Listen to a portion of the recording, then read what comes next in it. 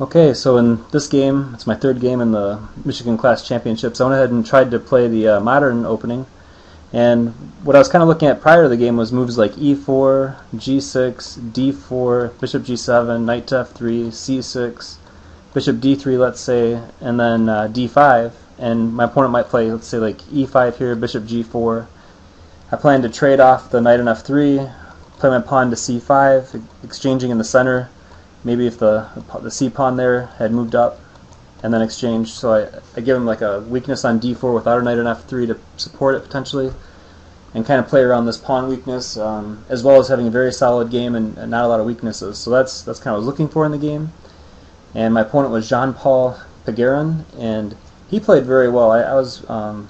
He played a very sound, nice game, and allowed me to make a mistake and then win. I think it was a really good, classy chess he played. So we'll go ahead and just play through the moves, and you see I get a lot of the moves in the opening I was looking for. d5, and then my opponent keeps the pawn on e4, and we'll go into a bit of an exchange con looking position here with my bishop on g7 instead of not having the bishop there, but maybe playing a bishop out to d6 or whatever. So the game continues with bishop g4, just like I kind of talked about a minute ago. c3, the knight out. You notice that the pawn on c3, his knight on e4 is controlling c5, so a lot of the ideas I was looking at a minute ago aren't really available in this. H3, bishop takes, queen takes, knight out. Play my knight to d5 in a moment, and then knight to b6. I'm getting one of the bishops off the board.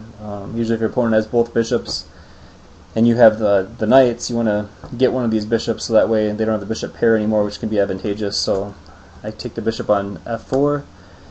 And White's got a pretty comfortable game, and I don't think my game's horrible yet. I just, later on in the game, I make a pawn move that would be ill-advised, so that ends up hurting me pretty bad. So I'm kind of going about illuminating the light square attacker here on h4, playing my knight to d5 to offer exchange of queens, but when he's attacking, of course, he doesn't want to do that.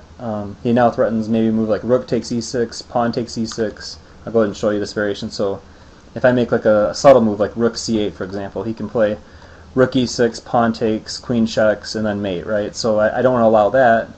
So after that move, I went ahead and played, go back here, 23, knight d5. I went ahead and played queen to f6 to hold the position. And then he plays h4. I play my king over to break the pin on the bishop with the pawn coming forward.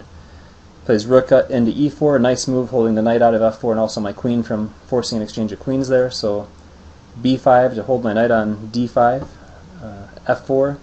And now I kind of thought I was going to be able to solidify and maybe play my knight into f5 and have a really good game. But after this next move that I make, it's a blunder. Everything's fine for me right now. It's not horrible.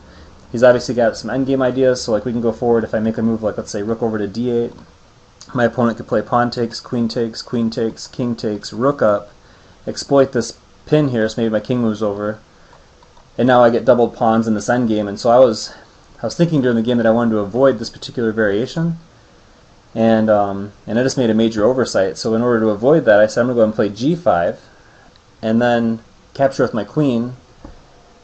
But he didn't take right away, and all of a sudden I have this horrible weakness on f5, my pawn's pinned to my king, and for some reason I played g5. I thought f takes g5 automatic move for white, and of course white doesn't have to capture, and just kind of embarrassing actually, because I end up just being in a horrible position now where white can pretty much come crashing through. And what am I really to do here? Just go into a losing endgame. I'll play through a few more moves here. He wisely just walks his king into the position, solidifies, and threatens to win the game. And after king to f5, I went ahead and resigned. So I guess my advice to you from watching this game as a coach would be make sure you know your openings and also your long-term strategy within the opening. And I looked at multiple variations within this opening, but hadn't once considered the idea of them holding the pawn on e4 and delaying e5. I think that was a really good idea and a nice strategy, and it definitely took away a lot of my ideas in this. So nice game to Jean-Paul, and I look forward to sharing my next round game with you. Thank you.